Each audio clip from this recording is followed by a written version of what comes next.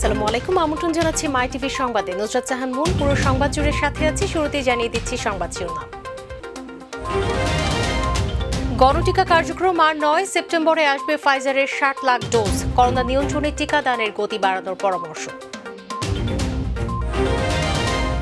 প্রশাসন ও জনপ্রতিনিধিদের মধ্যে সম্পর্ক বৃদ্ধির তাগিদ মন্ত্রিসভার। প্রতি বছর 18 অক্টোবর পালিত হবে শেখ রাসেল দিবস। অননুমোদিত বহুতল ভবন না ভেঙে বাসযোগ্য করার উপর গুরুত্ব দিচ্ছে রাজুক। জানিয়েছেন চেয়ারম্যান, সংস্থার কেউ জড়িত থাকলে ছাড় পাবে না। দিনাজপুরে আধা ঘন্টার ব্যবধানে বজ্রপাতে 7 জনের মৃত্যু, আহত 3 জনকে হাসপাতালে ভর্তি, একজনের অবস্থা আশঙ্কাজনক। দর্শক, শিরোনাম শুনছিলেন। সংবাদে এছাড়াও থাকছে মাই টিভির সোমবারের বিশেষ আয়োজন দৃষ্টির আড়ালে।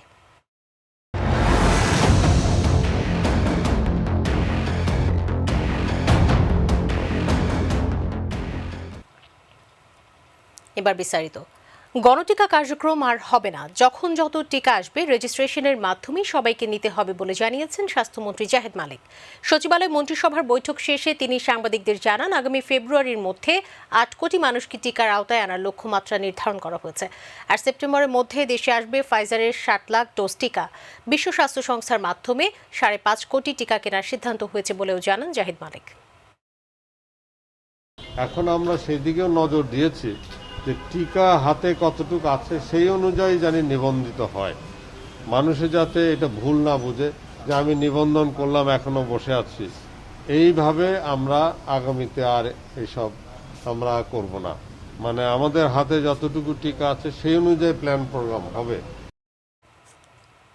দেশে করোনায় সংক্রমণের হার ক্রমশ কমছে। এ অবস্থায় যদি টিকা প্রদানের গতি বাড়ানো যায়, করোনা নিয়ন্ত্রণ সহজ হবে বলে মনে করছেন রোগতত্ত্ব, রোগ নিয়ন্ত্রণ ও গবেষণা ইনস্টিটিউট আইইডিসিআর এর উপদেষ্টা ডাক্তার মোশতাক হোসেন। তিনি জানান, টিকা প্রদানের সক্ষমতা পরিকল্পিতভাবে কাজে লাগানো গেলেই অচিরেই সংক্রমণ প্রশমিত হবে। এদিকে রাজধানীর বিভিন্ন টিকা কেন্দ্রে যথারীতি লাইনে দাঁড়িয়ে নিচ্ছে প্রত্যাশীরা। তবে এসএমএস নিয়ে বিড়ম্বনার কথা জানান অনেকেই। মোবালিক করিমের রিপোর্ট। করোনার টিকা প্রদানের ক্ষেত্রে প্রতিদিন একই চিত্র। ভিড় ঠেলে টিকা নিচ্ছেন প্রত্যাশীরা। 3-4 ঘন্টার মতো হলো লাইনে দাঁড়ানো, এখন ওয়েট করতেছি আর কি। এখানে দেখা গেছে প্রায় মনে হয় 1000-1500 লোক দাঁড়াইছে, প্রচুর সিরিয়াল, মানে অনেক সমস্যা হইতেছে এখানে। পরিস্থিতি সামাল দিতে হিমশিম খেতে হয় কর্তৃপক্ষকে।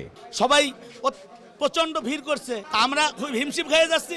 ভোগান্তি ছাপিয়ে যারা টিকা নিয়েছেন তাদের মুখে প্রশান্তির ছাপ। অনুভূতিটা আলহামদুলিল্লাহ খুব ভালো লাগছে, তেমন একটা ঝামেলা হয় না আলহামদুলিল্লাহ। অনেকেই পড়েছেন নানাবিধ বিড়ম্বনায়। টিকা শেষ হয়ে গিয়েছিল, যখন আমাকে 1 ঘন্টা এক্সট্রা ওয়েট করতে হয়েছে, তবে ওই পাইনে অনেক ভিড় ছিল, আমি বাসায় চলে আসি। সিরিয়াল তো অনেক দেখলাম, সকাল থেকে সিরিয়াল দেখতেছি এখানে বাইরে। এদিকে কদিনে করোনার সংক্রমণের হার কমায় মিলেছে স্বস্তি। একটু কম এবং সিটও কিছু কিছু জায়গা ফাঁকা আছে। যারা বেশি ইমার্জেন্সি তারা অ্যাপয়েন্টমেন্ট করতে পারে, সমস্যা নাই। রোগতত্ত্ব, রোগ নিয়ন্ত্রণ ও গবেষণা ইনস্টিটিউট আইইডিসিআর এর উপদেষ্টা তুলে ধরলেন বর্তমান পরিস্থিতি। কমতির দিকে, তবুও কিন্তু উপরেই আছে। শনাক্তের হার শতকরা 17-15। এটা অন্তত পক্ষে 5-এর নিচে যদি পরপর 4 সপ্তাহ থাকে, সেটা একটা মানে স্থিতিশীল অবস্থা বলা যেতে পারে। জানালেন, সংক্রমণের চেয়ে যদি টিকা প্রদানের গতি বাড়ানো যায় তবে করোনা নিয়ন্ত্রণ অসম্ভব নয়। কোনো কোনো সময় এটা বেঞ্চমার্ক। এখন সংক্রমণের গতি কম, তাই বলে কি আমরা টিকার গতি কমিয়ে দেব? না, কারণ টিকা যত দ্রুত সমস্ত জনগোষ্ঠীকে আমরা আওতায় আনবো, তত দ্রুতই আমাদের মধ্যে একটা সামাজিক প্রতিরোধ ক্ষমতা গড়ে উঠবে। পরিকল্পনা অনুযায়ী টিকা পাওয়া ও দেশে অ্যাম্পুলজাত করা হলে কমবে খরচ, দেয়া যাবে বড় পরিসরে। প্রতিশ্রুতি আছে, আমাদের দেশেও টিকা বোতলজাত করা হবে, বড় বড় কন্টেনারে আনা হবে, সেটি বোতলজাত। সেটাও কিন্তু অনেকটা আমাদের জন্য সুবিধা হবে। একদিক দিয়ে অনেক বেশি আমরা অল্প সময়ে টিকা হাতে পাবো, আরেকদিকে দামটাও একটু সাশ্রয়ী হবে। দ্রুত সময়ের মধ্যে টিকাদানের তাগিদ দেন ডাক্তার মোশতাক হোসেন। টিকা যদি দেরি হয়, অনেক দিন ধরে যদি দিতে থাকি, তাহলে কিন্তু প্রথম দিকে যারা টিকা দিয়েছেন তাদের সাথে পরের দিকে যারা টিকা দিয়েছেন, এটা একটা সম্মিলিত যে একটা এফেক্ট হওয়া, সেটা দেরি হয়। মোবাল্লিক করিম, মাই টিভি, ঢাকা। দেশে করোনায় মৃত্যুর সংখ্যা আরও কমেছে, তবে বেড়েছে শনাক্ত রোগীর সংখ্যা। গত 24 ঘন্টায় মারা গিয়েছেন 117 জন, যা 7 সপ্তাহের মধ্যে সর্বনিম্ন। 30 জুনের এর চেয়ে কম 115 জনের মৃত্যু হয়। গত 24 ঘন্টায় নতুন করে 5,717 জনের দেহে করোনা ভাইরাস শনাক্ত হয়েছে। এ সময় 36,789 জনের নমুনা পরীক্ষা করা হয়। পরীক্ষার বিপরীতে শনাক্তের হার 15.54%। আগের দিন শনাক্তের হার ছিল 15.16%। স্বাস্থ্য অধিদপ্তর জানিয়েছে, দেশে এখন পর্যন্ত করোনায় শনাক্ত রোগী 14,67,715 জন আর মারা গিয়েছেন 25,399 জন। গত 24 ঘন্টায় ঢাকা বিভাগে সবচেয়ে বেশি 40 জনের মৃত্যু হয়েছে। এরপর চট্টগ্রাম বিভাগে মারা গিয়েছে 29 জন, সিলেট বিভাগে 13 জন এবং খুলনা বিভাগে 11 জন, বাকিরা অন্যান্য বিভাগের। 18 অক্টোবর শেখ রাসেল দিবস হিসেবে পালনের প্রস্তাব অনুমোদন দিয়েছে মন্ত্রিসভা। সকালে প্রধানমন্ত্রী শেখ হাসিনার সভাপতিত্বে অনুষ্ঠিত মন্ত্রিসভা বৈঠকে এই অনুমোদন দেওয়া হয়েছে। গণভবন থেকে ভিডিও কনফারেন্সের মাধ্যমে বৈঠকে সভাপতিত্ব করেন প্রধানমন্ত্রী শেখ হাসিনা। পরে মন্ত্রিপরিষদ সচিব খন্দকার আনোয়ারুল ইসলাম সাংবাদিকদের বলেন, বরিশালের ঘটনায় সিভিল অ্যাডমিনিস্ট্রেটিভ সার্ভিস অ্যাসোসিয়েশনের বিবৃতির ভাষা সঠিক ছিল না। প্রশাসন ও জনপ্রতিনিধিদের মধ্যে সম্পর্ক বৃদ্ধিরও পরামর্শ দেন মন্ত্রিপরিষদ সচিব খন্দকার আনোয়ারুল। আরও এক ধাপ এগিয়ে গেল পদ্মা সেতুর নির্মাণ কাজ। শেষ হলো সড়ক পথের স্ল্যাব বসানোর কাজ। সড়ক পথে 2,917টি রোডওয়ে স্ল্যাব বসানো হয়েছে। সকাল 10:12 সেতুর 12 ও 13 নম্বর পিলারে সর্বশেষ সড়ক স্ল্যাব বসানো হয়। এতে 6.15 কিলোমিটার সেতুতে পূর্ণাঙ্গ রূপ পেল সড়ক পথ। চলতি বছরের 20 জুন শেষ হয় দ্বিতল সেতুর রেলওয়ে স্ল্যাব বসানোর কাজ। আর জুলাই পর্যন্ত সেতু প্রকল্পের সার্বিক কাজ এগিয়েছে 87.25%। মূল সেতুর অগ্রগতি 94.25%। রাজধানীর অননুমোদিত ও বিধি বহির্ভূতভাবে নির্মিত বহুতল ভবনে না ভেঙে কিভাবে বাসযোগ্য করা যায় সেদিকেই গুরুত্ব দিচ্ছে রাজধানী উন্নয়ন কর্তৃপক্ষ রাজুক। এরই মধ্যে নগরীর 3,500 ঝুঁকিপূর্ণ ভবনের তালিকা প্রণয়ন করা হয়েছে। RAJUK chairman ABM Aminullah Nuri বলেছেন, বিধির আওতায় ভবনগুলো কিভাবে রাখা যায় সেটাই দেখা হচ্ছে। ঝুঁকিপূর্ণ ভবনের সঙ্গে রাজুকের কারো সংশ্লিষ্টতা থাকলে কঠোর ব্যবস্থা নেওয়া হবে বলে জানান তিনি। এসকেলিটনের বিশেষ রিপোর্ট। ত্রিলোত্তমা ঢাকা মহানগরীতে গড়ে উঠছে একের পর এক অট্টালিকা, যার অনেকটাই বিধি লঙ্ঘন করছে। আবার এই নগরীতে রয়েছে পুরনো দিনের অনেক বড় বড় স্থাপনা, অনেক ক্ষেত্রে সেগুলো ঝুঁকিপূর্ণ। এসব ভবনের অনেকটা নেই রাজুকের অনুমোদন। আবার 13 তলার অনুমোদন নিয়ে ভবন করা হয়েছে 16 তলা বা তারও বেশি। এ কারণে বিভিন্ন সময়ে ঘটছে দুর্ঘটনা, ঝরে পড়ছে তরতাজা প্রাণ। পুরান ঢাকায় কেমিক্যাল গোডাউনে আগুন ও বনানীর FR টাওয়ারে অগ্নিকাণ্ডে অসংখ্য মানুষ প্রাণ হারায়। এরপরই নড়েচড়ে বসে রাজুক ও প্রশাসন। প্রণয়ন করা হয় নগরীর ঝুঁকিপূর্ণ ও বিধিলঙ্ঘিত ভবনের তালিকা। তবে সময়ের ধারাবাহিকতায় আবার ধামাচাপা পড়ে যায় উচ্ছেদ অভিযানের উদ্যোগ। এ ব্যাপারে জানতে চাইলে রাজুক চেয়ারম্যান বলেন, পুরো নগরীতে ঝুঁকিপূর্ণ ও বিধিভঙ্গ করে নির্মিত ভবনের তালিকা তৈরি করা হয়েছে। ভূমিকম্প পরিপূরক হিসেবে যারা প্রমাণ করতে পারেন এই ধরনের ভবনের সংখ্যা আমার কাছে এই মুহূর্তে 3,500 মতো আমরা একটা সার্ভে করেছি। 2টা অঞ্চল আমরা একটা পাইলট প্রকল্প নিয়েছি এগুলো কাজ করার জন্য। রাজুক একটা প্রকল্প নিয়েছে ঝুঁকিপূর্ণ ভবনগুলো নিয়ে কাজ করার জন্য। আমরা 2টা এলাকাকে আমরা পাইলট হিসেবে আমরা ধরেছি। ওখানে আমরা আপাতত 3,500 ভবনকে আমরা চিহ্নিত করেছি। হয় সেগুলো ভেঙে ফেলা অথবা এগুলো কিন্তু রেকটিফাই করা, আমরা সেগুলি করব। আর তার আগে কিন্তু FR টাওয়ারের পর আরেকটা রিপোর্ট কিন্তু হয়েছে, ওখানে একটা তালিকা আছে প্রায় 1,000-এর কাছাকাছি, কম বেশি ব্যত্যয় করে এমন আছে। এটা নিয়েও কমিটির মধ্যে অনেকে বদলি হয়ে গেছে, তো এটা নিয়ে কিন্তু কাজ হচ্ছে। এর পাশাপাশি আমরা এই মাসে প্রতিটা অঞ্চলে আমরা প্রায় 19টা টিম কাজ করছি। আপ টু 31শে আগস্ট পর্যন্ত আমাদের কাজটা চলবে। তিনি বলেন, এসব ভবন ভেঙে ফেলা নয়, বাসযোগ্য করে কিভাবে রাখা যায় তারই চেষ্টা চলছে। তো ওয়ার্ল্ড ব্যাংকের সহায়তা কিন্তু কাজ করছি, আমাদের প্রজেক্টটা কিন্তু চলমান আছে। আমরা যন্ত্রপাতি ক্রয় করেছি। আমাদের উদ্দেশ্য কিন্তু ভেঙে ফেলে না, কিন্তু সম্ভব হলে এগুলো কিন্তু রেকটিফাই করা। যদি রেকটিফাই করতে পারি ভালো, না এগুলো কিন্তু আমাদের কিন্তু ভেঙে ফেলতে হবে। আমরা এটা চূড়ান্ত পর্যায়ে কিন্তু আছে, ঠিক না? এবং আমি এই মুহূর্তে কিছু বলবো না এই বিষয়ে, যেহেতু আমরা ফাইনাল হিয়ারিংটা এখানে কিন্তু করি না, আমরা করে নিই। ফাইনাল হিয়ারিংটা হোক, তারপরে আমরা একটা নগরকে তো বাসযোগ্য করতে হবে, ঠিক না? অবৈধ উঁচু ভবনের অনুমোদনে রাজুকের কেউ জড়িত থাকলে ব্যবস্থা নেওয়া হবে বলে জানান ABM আমিনুল্লাহ নুরি। এই জায়গায় যদি কেউ ভ্রমণ করে যেটা বসবাসযোগ্য নয়, করার পিছনে যদি কেউ অনিয়মের সাথে জড়িত থাকে, ভবন মালিক এবং যদি আমাদের কেউ থাকে, তাদের বিরুদ্ধে আইনগত ব্যবস্থা হবে। স্কেলিটন, মাই টিভি, ঢাকা। পিতামাতার দ্বন্দ্বে আপাতত কয়েকদিন ঘরের বাইরেই থাকতে হচ্ছে জাপানি 2 শিশুকে। সিআইডি কর্তৃক 2 শিশুকে উদ্ধারের পর 31 আগস্ট পর্যন্ত তাদের ভিকটিম সাপোর্ট সেন্টারে রাখার নির্দেশ দিয়েছেন হাইকোর্ট। এ সময় পর্যন্ত সকালে মা এবং বিকেলে বাবা গিয়ে দেখা করতে পারবেন। বাংলাদেশি বংশোদ্ভূত মার্কিন নাগরিক শরীফ ইমরানের কাছ থেকে 2 কন্যা সন্তানকে নিজের জিম্মায় পেতে হাইকোর্টে রিট করেছেন জাপানি নারী নাকানো এরিকো। Danny জংয়ের report. 2008 সালে বাংলাদেশি বংশোদ্ভূত মার্কিন নাগরিক শরীফ ইমরানকে জাপানি আইন অনুসারে বিয়ে করেন সে দেশের নাকানো এরিকো। এতদিনের তাদের সংসারে জন্ম নেয় 3টি কন্যা শিশু, কিন্তু সেই সংসারে ভাঙন এলে 2 মেয়ে জেসমিন ও লায়লাকে নিয়ে বাংলাদেশে চলে আসেন শরীফ। সন্তানদের নিজের জিম্মায় রাখতে বাংলাদেশে এসে হাইকোর্টে রিট করেন মা এরিকো। 2 সন্তানকে আদালতে 31 আগস্ট হাজিরের নির্দেশনা থাকায় রোববার রাতে সিআইডি রাজধানী থেকে উদ্ধার করে তাদের। বিষয়টি উচ্চ আদালতকে অবহিত করার পর শুনানি শেষে হাইকোর্ট 31 আগস্ট পর্যন্ত 2 শিশুকে ভিকটিম সাপোর্ট সেন্টারে রাখার আদেশ দেন। সিআইডি কর্তৃপক্ষ আমাদেরকে বলেছে যে তাদের কাছে ইনফরমেশন আছে যে তারা তাদের অ্যাড্রেস চেঞ্জ করে ফেলেছে। সাধারণ যে অ্যাড্রেসটা ছিল এই অ্যাড্রেসে তারা নাই। এই জন্য তারা চিন্তা করেছে 31 তারিখ তারা যদি কোর্টে প্রডিউস করতে না পারেন আর তারা জুরিসডিকশন ত্যাগ করে চলে যান, তাহলে এটি আইন শৃঙ্খলা বাহিনীর জন্য একটি দুর্ভাগ্যজনক হবে। সকাল 8টা থেকে 1টা পর্যন্ত মা তাদের সাথে সময় কাটাবেন এবং বিকাল 3টা থেকে রাত 8টা পর্যন্ত বাবা তাদের সঙ্গে সময় কাটাবেন। হাইকোর্টের এমন আদেশে আপাতত সন্তুষ্ট মা এরিকো। I don't think their 7 months parental alienation will solve in next coming 1 week. But I'm very happy. এদিকে মায়ের চেয়ে বাবার কাছে সন্তান বেশি নিরাপদ থাকবে উল্লেখ করে বিবাদী পক্ষ। 2 শিশুকে সিআইডি উদ্ধারের ঘটনা তাদের জাপানে ফিরিয়ে নেয়ার কৌশল বলে জানান আইনজীবী। Welfare and the best interest of the child, that has to be considered. বাচ্চা কোথায় নিরাপত্তা বোধ করেন, কোথায় তার ভালোবাসা বোধ করেন, বাচ্চার ওইখানেই থাকতে চাইবেন। আমার মনে হয়েছিল যে ইট ওয়াজ এ প্রি-থট। সিআইডির ইন্টারভেনশনটা ওয়াজ প্রি-থট, যাতে ওনারা জাপানিজ অ্যাম্বাসিতে নিয়ে যেতে পারেন, এটা আমার মনে হয়েছে। এবং প্রি-থট এবং একটা ইনফ্লুয়েন্স কাজ করেছে। শিশুদের ভালোর জন্যই উভয় পক্ষেরই সমঝোতায় আসা উচিত বলে মন্তব্য করেন হাইকোর্ট। ড্যানি রং, মাই টিভি, ঢাকা।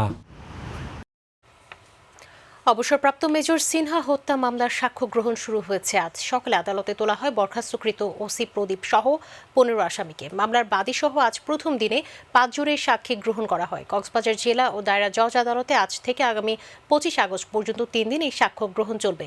এই 3 দিন মামলার 1 থেকে 15 নম্বর সাক্ষীরা সাক্ষ্য দেবেন। মামলার বাদী ও প্রথম সাক্ষী নিহত সিনহার বড় বোন শারমিন শাহরিয়ার ফেরদৌসকে দিয়েই সাক্ষ্য গ্রহণ কার্যক্রম শুরু হয়েছে। মামলায় মোট সাক্ষী 83 জন। তিনি আরও বলেন, গত 26 জুলাই থেকে পরবর্তী 3 দিন সাক্ষ্য গ্রহণের সময় নির্ধারিত ছিল, কিন্তু করোনা সংক্রমণ রোধে কঠোর বিধিনিষেধ চলায় তা সম্ভব হয়নি। দিনাজপুর সদর উপজেলার উপশহর এলাকায় বজ্রপাতে একসঙ্গে 4 কিশোরের মৃত্যু হয়েছে। বেলা 3টায় উপশহরের 4 নম্বর রেলঘুমটি ব্লকের মনোয়ার চৌধুরী পুকুরের পাশে খেলার মাঠে এই ঘটনা ঘটে। আহত 3 শিশুকে M Abdur Rahim medical college হাসপাতালে ভর্তি করা হয়েছে। তাদের মধ্যে একজনের অবস্থা আশঙ্কাজনক। এর আধা ঘন্টা পর বেলা 3:30টার দিকে জেলার চিরির বন্দর উপজেলার আব্দুলপুর ইউনিয়নের সুখদেবপুর গ্রামের ভুরিয়াপাড়ায় বজ্রপাতে 3 তরুণের মৃত্যু হয়। বাড়ির পাশের পুকুরে ছিপ ফেলে মাছ ধরার সময় এই ঘটনা ঘটে। সদর উপজেলায় মারা যাওয়া 4 জন হলো উপশহর এলাকার মোহাম্মদ আপন, সাজ্জাদ হোসেন, মোহাম্মদ হাসান এবং মিম হোসেন। ওই ঘটনায় আহত হয়ে Dinajpur M Abdur Rahim medical college হাসপাতালে চিকিৎসাধীন আতিক হোসেন, মমিনুল এবং মোহাম্মদ সাজু। তারা সবাই উপশহর এলাকার চকরিয়াপাড়া মাদ্রাসার বিভিন্ন শ্রেণীতে অধ্যয়নরত। চিরির বন্দর উপজেলায় মারা যাওয়া 3 জন হলেন সুখদেবপুর ভুরিয়াপাড়ার আব্দুর রাজ্জাক, আব্বাস আলী এবং সাইফুল ইসলাম। নিহতদের মরদেহ পরিবারের কাছে হস্তান্তর করা হয়েছে। আওয়ামী লীগ সাধারণ সম্পাদক ওবায়দুল কাদের বলেছেন, যারা দলীয় প্রধানের মুক্তির জন্য মিছিল করতে পারে না তারা গণ অভ্যুত্থানের রঙিন স্বপ্ন দেখছে। সকালে শোক দিবসের ভার্চুয়াল আলোচনা সভায় একথা বলেন তিনি। ওবায়দুল কাদের বলেন, সরকার নয়, বিএনপি জনবিচ্ছিন্ন এবং জনগণ কর্তৃক প্রত্যাখ্যাত। বিএনপির পায়ের তলায় মাটি নেই, তাই তারা কোথাও দাঁড়াতে পারছে না বলেও দাবি করেন ওবায়দুল কাদের। বিএনপির প্রতি জনমানুষের আস্থা কমতে কমতে এখন তলানিতে, নানান অপচেষ্টা করছে ঘোলা পানিতে মাছ শিকারের। হত্যা খুন যাদের রাজনীতি চর্চার অংশ। কথা বলার আগে বিএনপির নিজেদের পায়ের তলার মাটি আছে কিনা সেটা আগে দেখার জন্য আমি মির্জা ফখরুলকে আহ্বান জানাবো। জঙ্গি গোষ্ঠীকে সাথে নিয়ে বিএনপির সন্ত্রাসী কর্মকাণ্ড যদি পরিহার করে তাহলেই দেশে পরিশুদ্ধ রাজনীতি প্রতিষ্ঠা করা সম্ভব বলে মন্তব্য করেছেন তথ্যমন্ত্রী ডক্টর হাসান মাহমুদ। দুপুরে জাতীয় প্রেস ক্লাবে আইভি রহমান পরিষদ আয়োজিত আইভি রহমানের স্মরণ সভায় তিনি এই মন্তব্য করেন। যেই সমস্ত জঙ্গি গোষ্ঠী আফগানিস্তানে তালেবানদের সাথে যুক্ত ছিল, যারা এই রাষ্ট্রটাকে তালেবানি রাষ্ট্র বানাতে চায়, 2004 সালের এই 21শে আগস্টের গ্র্যান্ড হামলা পরিচালনা করার জন্য তাদেরকে কাজে লাগিয়েছিল তৎকালীন সরকার, খালেদা জিয়ার সরকার এবং তারেক রহমান। করোনা মহামারীতে দেশের সবকিছু পরিবর্তিত হলেও আওয়ামী লীগের কোনো পরিবর্তন হয়নি বলে মন্তব্য করেছেন বিএনপি মহাসচিব মির্জা ফখরুল ইসলাম আলমগীর। তিনি বলেন, দলটি আগের মতোই দুর্নীতি করে যাচ্ছে। সকালে গুলশান চেয়ারপারসন কার্যালয়ে কোভিড-19 হেল্প সেন্টারের জন্য চিকিৎসা সামগ্রী হস্তান্তর অনুষ্ঠানে তিনি এসব কথা বলেন। সব দায় স্বীকার করে সরকারকে পদত্যাগ করতে নিরপেক্ষ সরকারের অধীনে নির্বাচন দেওয়ারও দাবি জানান মির্জা ফখরুল। আওয়ামী লীগ বেসিক্যালি একটা দুর্নীতি পরায়ণ দল, কারণ তারা দুর্নীতি ছাড়া কোনো কিছু চিন্তা করতে পারে না। যখনই সুযোগ পেয়েছে রাষ্ট্র ক্ষমতা যাওয়ার, তখনই তারা লুট করেছে এবং তাদের চরিত্রের মধ্যে একটা বর্গীয় চরিত্র আছে। আপনার আওয়ামী লীগের অবিলম্বে সকল ব্যর্থতা মাথায় নিয়ে তাদের পদত্যাগ করা উচিত। এবার দৃষ্টির আড়ালে, যথাযথ নজরদারির অভাবে ক্রমেই নিরাপদহীন হয়ে উঠছে রাজধানীর ফ্লাইওভার। ট্রাফিক ব্যবস্থা না থাকায় উল্টো পথে চলাচল করছে যানবাহন, আর পুলিশি প্রহরা ও সিসিটিভি ও আলোর ব্যবস্থা না থাকায় ঝুঁকি নিয়ে ফ্লাইওভার পার হচ্ছে হালকা যানবাহনের যাত্রীদের। তারপরও প্রায় ঘটছে ছিনতাই, চাঁদাবাজির ঘটনা। মাই টিভির সাপ্তাহিক আয়োজন দৃষ্টির আড়ালের এবারের বিষয় ফ্লাইওভারের নিরাপত্তা। হাসান বিশ্বাসের ক্যামেরায় বিস্তারিত জানাচ্ছেন জাহিদ আহমেদ বাবু।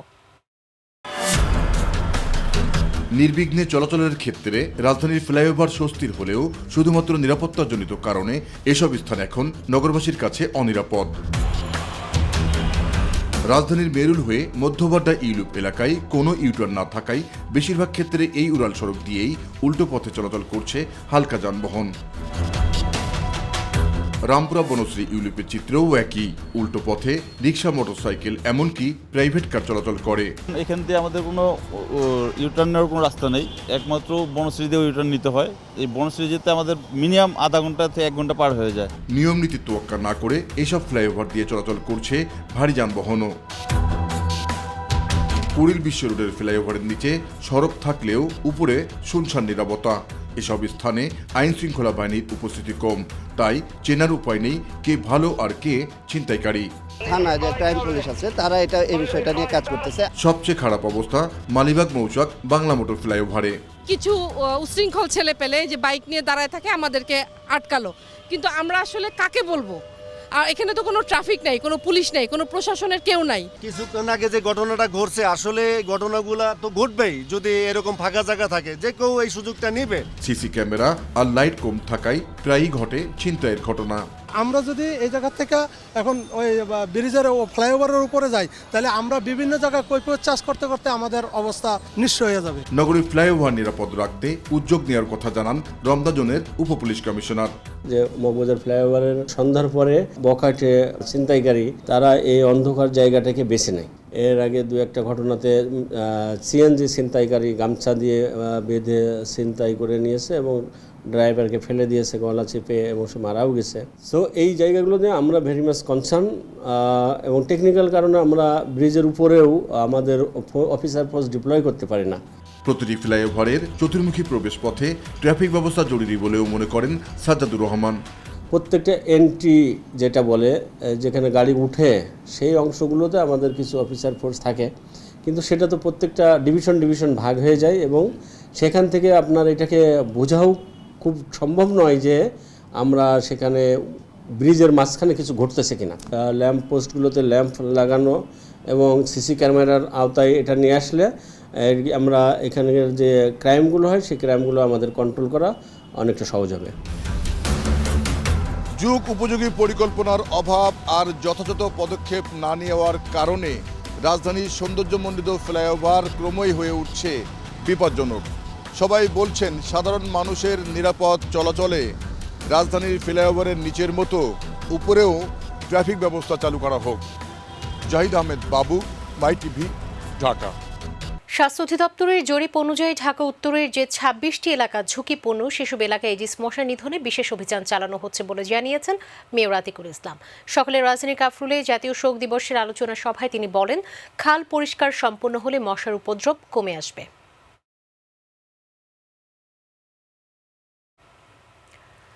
জাতীয় চিড়িয়াখানা ছাড়া খুলেছে রাজধানীর সব বিনোদন কেন্দ্র, ক্রমেই তার সরব হয়ে উঠছে। তবে মধ্যবিত্তের মূল বিনোদন কেন্দ্র সিনেমা হল খুললেও সেখানে নেই দর্শকদের আনাগোনা। আর স্বাস্থ্যবিধির বিষয়ে কঠোর নির্দেশনা থাকলেও মানায় সবার মধ্যে বেশ অনীহা। মাস্ক ছাড়াই ঘুরে বেড়াচ্ছে সবাই। শিউলি রোজা রিপোর্ট। দীর্ঘদিন বন্ধ থাকার পর শর্ত সাপেক্ষে খুলে দেওয়া হয়েছে সব বিনোদন কেন্দ্র। ক্রমেই বিনোদন পিপাসুদের উপস্থিতিতে সরব হয়ে উঠছে রাজধানী বিনোদন কেন্দ্রগুলো। সব বয়সের মানুষের পদচারণা শুরু হলেও সব থেকে বেশি খুশি ছোট শিশুরা। আমার খুবই ভালো লাগছে, এরা সবসময় খোলা থাকুক আর আমি সবসময় এখানে আসতে পারি। এখানে এসে মজা করতেছি, বিভিন্ন রাইডে উঠতেছি। প্রায় 2 বছর পরেই আজকে বের হওয়া হয়েছে। ভূতের ট্রেনটায় উঠেছি, ঘোড়াটায় উঠেছি, এখন টেম্পল লিপে উঠবো। এখানে অনেক ভালো, বাসায় ভালো লাগতো না, একদম বাসাবন্দি থাকে, সামনেও বেরোতে পারে না। আসলে ওরা দেখা যাচ্ছে টিভির প্রতি এত বেশি আকৃষ্ট হয়ে যাচ্ছে, টেলিভিশন প্লাস মোবাইলের দিকে, সেজন্য এখানে নিয়ে আসছি, একটু ফ্রেশ হইলাম। একটু নিয়ে একটু ঘুরি, ওরা একটু আনন্দতে থাকুক, ওদের মনটা একটু ভালো থাকুক, আসলে মূল উদ্দেশ্য এটাই। তবে প্রতিটি ক্ষেত্রেই মানা হচ্ছে না স্বাস্থ্যবিধি। অনেকের মুখে দেখা গেছে যে মাস্ক নেই, আর যারা এখানে কর্মরত আছে তারাও বিশেষ করে মাস্ক ব্যবহার করছে না অনেকে। বিনোদন কেন্দ্রের পাশাপাশি খুলে দেওয়া হয়েছে সিনেমা হল, তবে নেই দর্শক সমাগম। কারণ অনেক লোক জানে না যে সিনেমা হল খুলেছে, যদি জানতো তাহলে আর একটু হয়তো লোক একটু বেশি হতো। আমাদের অবস্থাও বেশি তেমন ভালো না, আমরা বিগত অনেক বেতনে আটকে গেছে। ম্যানেজার আছে, ডিএনজন আছে, উনিও চেষ্টা করতে আছেন, সেল ভালো হলে আমরা বেতন পাবো। হাতে কোনো দর্শক নিয়ে চলছে সিনেমা। এতদিন পর হলেও সিনেমা দেখতে পেরে খুশি সিনেমা প্রেমীরা। আমরা বাঙালি যারা, তারা মুভি দেখতে পছন্দ করি, এটা স্বাভাবিকভাবে।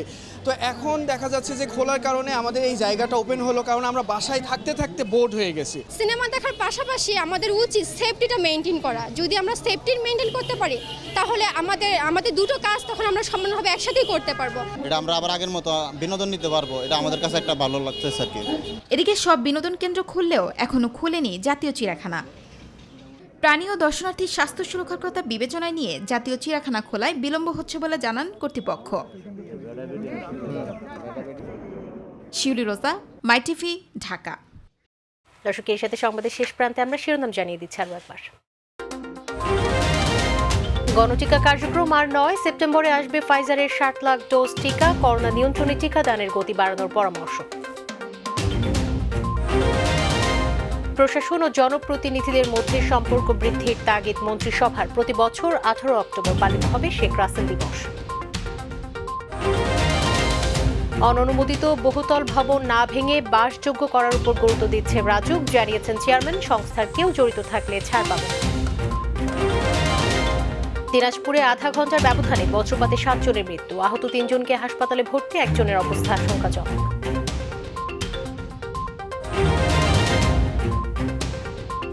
দর্শক, সঙ্গে থাকার জন্য অসংখ্য ধন্যবাদ। এছাড়া ইউটিউবে মাইটিভি সংবাদ পেতে ভিজিট করুন youtube/mytvbd নিউজ, আর আমাদের অনুষ্ঠান দেখতে ভিজিট করুন youtube/mytv বাংলা, facebook/mytv বাংলা।